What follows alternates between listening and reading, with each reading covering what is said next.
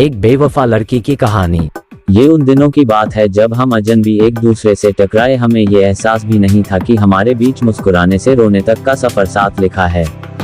एक रोज हम एक दूसरे को मिले, मैं अनजान उससे और वो अनजान मुझसे। फिर हुआ यूं कि वो मुझे थोड़ा जानने लगा।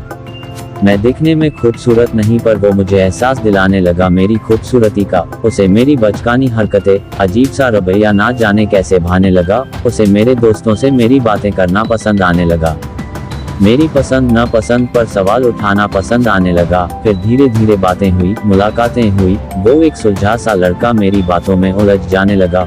उसका मासूम सा चेहरा, मुझे लेकर उसका रवैया, मुझे देखकर उसका मुस्कुराना, मेरी बेवकूफ़ों वाली बातों को बिना सवाल के ही मान जाना मुझे भी पसंद आने लगा। ये बात उन दिनों की है जब हम दोस्त हुआ करते थे। धीरे धीरे समय बीतता गया, उसे मुझे वो पसंद आने लगा। इसी बीच पता ही नहीं चला कि कब ये दोस्ती मोहब्बत में बदल गई। वो मुझे बहुत अच्छा लगने लगा। मुझे उसका किसी और से बोलना न जाने क्यों दुख देने लगा। उसका मुझे मनाना इतना पसंद आने लगा कि मेरा बात बात पर रूठने को दिल ललचाने लगा।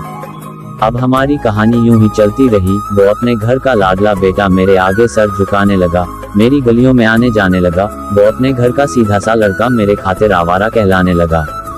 फिर यूं हुआ, कहते हैं ना रास्तों पर चलोगे तो मोड़ आने तय हैं। वो न जाने क्यों धीरे धीरे बातें छुपाने लगा, मेरे पूछने पर बहाने बनाने लगा, मेरी नादानियों पर गुस्सा करने लगा।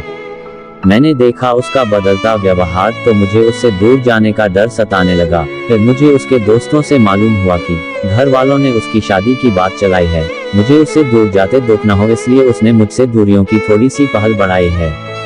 ये बात जानने के बाद मैंने उसे कभी दुखी नहीं किया। उसने जो कहा मैंने मान लिया। फिर अचानक मेरे घर मेरे रिश्ते वाले आते हैं और मैंने उसके बारे में सोचा कि उसे बिछड़ने का दुख है।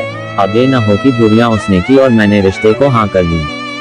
इससे उसे दुख तो बहुत हुआ, लेकिन अब मेरी यही दुआ है वो हमेशा खुश रहे। और उससे कोई मिले तो बताना जरूर, मैं बेवफा नहीं, मैंने बस बेवफा का किरदार लिया है। दोस्तों, अगर कहानी पसंद आई हो तो मेरे चैनल को लाइक और सब्सक्राइब करें। धन्यवाद।